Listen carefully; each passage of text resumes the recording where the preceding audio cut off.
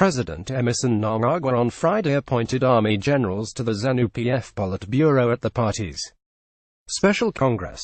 The Congress came a month after a military intervention forced former President Robert Mugabe out of power. The Standard senior reporter Zolazani and Kubexen caught up with Zanu-PF Secretary for Legal Affairs, Paul Mangwana PM, to discuss the legality of the move by Mnangagwa to appoint serving generals and its implications on the forthcoming general elections, among other issues. Below are excerpts from the interview by Zolazani and Kubexen. A special Zanu-PF Central Committee meeting on November 19 resolved to end the one center of power which gave former President Robert Mugabe sweeping powers. Did Friday's Congress adopt this resolution? PM: We removed that, just that you did not hear it being announced, but the bottom line and crucial point is that it should not have even been there in the first place. The issue of a one center of power is a promotion of dictatorship which generally I don't subscribe to. Power is derived from the people and exercised through the same way those people who were pushing for one center. If power did not want democracy in Zanu-PF XN, but we saw the president appointing his Politburo and said he would soon be appointing his deputies. The assumption is that in a democracy, people would be elected into these positions by Zanu-PF structures. PM: The president is constitutionally empowered to appoint his management team which would help him deliver on his mandate. You don't expect him to deliver with a team that does not share his vision.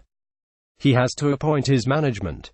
Zanu-PF structures elect members of the Central Committee, which at law is the highest decision-making body between Congresses, and it is from the pool that the president picks his appointments to make his management team, the Politburo.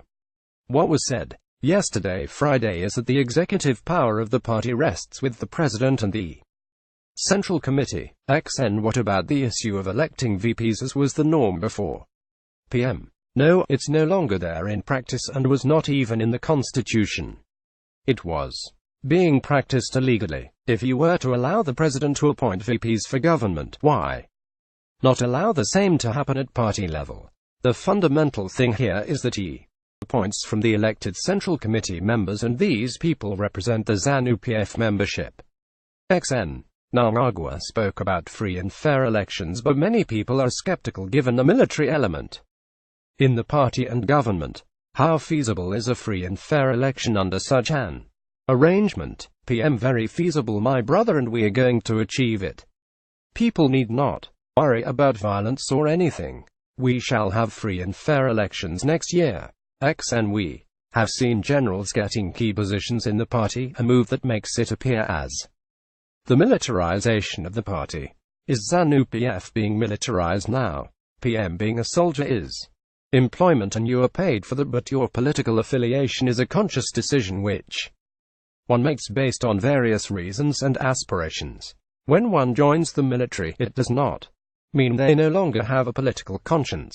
In America, they had Colin Powell as Secretary for State, a former military person, and people glorify that. When it is done in Zimbabwe, it's an issue. Come on guys, we have better things to do. Besides, those guys are not life soldiers but Zanu-PF members who were just in the military and they have decided to join civilian politics. XN: Mnangagwa's advisor, Chris Musvangwa, told the Extraordinary Congress that Zanu-PF would use the army to campaign for them in next year's elections. What is that supposed to mean? Could that be the explanation behind the appointment of senior military personnel in the party? PM: I personally don't subscribe to that notion of having or using the military in the forthcoming elections. Zanu-PF has the capacity to win the elections without the military. We don't have an opposition to talk about in any case, so why use the military? XN: But Musvangwa said it in broad daylight. Everyone heard it, that next year, war veterans and the army will be together campaigning for Zanu-PF. PM: I did not hear that part, but in any case, it would be unnecessary to use the army. XN: You did not hear it. You are choosing to act as if you did not hear what Musvangwa said. Anyway, let's move on. PM: I'm being honest. I did not hear that, and as I said, we will win the election without the use of the army. We have the capacity to campaign and win as ZANU-PF through its civilian structures. XN. The ZANU-PF Women's League had resolved that one of the VPs should be a woman. And this resolution seemed to have gained support. Are we still likely to see that happening? Was the resolution adopted by Congress or did it die with the former regime? I don't want to talk about appointments of VPs, but what I know is we have made strides in uplifting women in the Presidium. The President has made strides which are welcome and would help grow the party. As you are aware, one of the top party members is now a woman. We have a woman as national chairperson of the party. The Presidium is made up of the President, his 2 deputies and the national chair, and there we have a woman. I think this is a positive move which will certainly bring stability and growth in the party. XN. The resolution was to have a VP who is a woman, not just in the Presidium. As I said, I can't talk of appointments that have not yet been made, but what is critical is that ZANU-PF values the involvement of women. Hence we have CDE Op Ahmad Ingiri up there assisting the President. XN. Some people are saying ZANU-PF is slowly sliding back towards exclusion of the younger generation by giving key posts to army personnel and war veterans without taking into account the issue of born frees or the future generations. Are you not destroying the party by neglecting the future? I'm not an old guard and I represent the future. ZANU-PF is integrating the past with the future. The past is talking to the future. In short, we're taking history to the younger generation and not what was happening where veterans were being sidelined. No one can live a tomorrow without a history. You don't talk of tomorrow without yesterday, and that is what we're doing. XN. The President spoke about bygones being bygones and opening of a new chapter, but we're seeing people being arrested daily with some being charged for wearing caps inscribed dead. Is this the new era which ZANU-PF is promising Zimbabweans? Criminals have to be arrested. That is non-negotiable. We can't have corrupt people in our communities just because we have said let bygones be bygones. No, when someone puts on regalia of a party he does not belong to, it is fraud, my brother. They want to cause confusion among our people and they must be arrested. Imagine if I was to wear an MDCT t-shirt.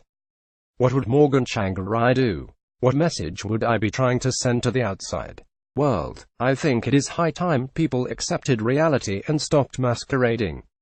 XN. We have seen a good number of people being arrested for corruption by the new administration, but many believe the arrested are those targeted for arrests are those who opposed CDE Namagwa, and those who supported him remain free although they have corruption cases or are accused of corruption. How does this happen? The Zimbabwe Anti-Corruption Commission ZACC is doing its work and no one is going to be spared. This ZANU-PF government will not tolerate corruption. We don't care who and what position you hold in life, corruption will be dealt with. If you know anyone who is corrupt and is not being arrested, go to ZACC and give them evidence to that effect. They will act on N. We don't want people who make allegations without evidence. XN. What is your assessment of the extraordinary Congress? Did the party meet its expectations or was it just a talk show and speechifying gala? This was the best Congress so far held in the history of ZANU-PF. We came back rejuvenated with a clear vision of where we want to go. We have destroyed negative perceptions that many had of ZANU-PF and a new narrative is being created. Everyone was happy and optimistic. Not only with hope, but with a clear vision for a better Zimbabwe. XN. Thank you CDE Mangwana and enjoy your weekend. Indeed, same to you. Kindly join us on this promising journey to a new Zimbabwe. Don't be left behind or stay away from it.